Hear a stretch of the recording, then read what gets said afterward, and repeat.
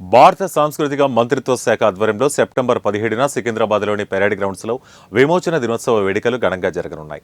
ఈ సందర్భంగా పెరేడ్ గ్రౌండ్స్లో రిహార్సల్స్తో పాటు కవాతు మరియు సాంస్కృతిక కార్యక్రమాల ఏర్పాట్లను బీజేపీ ఓబీసీ మోర్చా జాతీయ అధ్యక్షుడు, రాజ్యసభ సభ్యుడు కె. లక్ష్మణ్ పరిశీలించారు.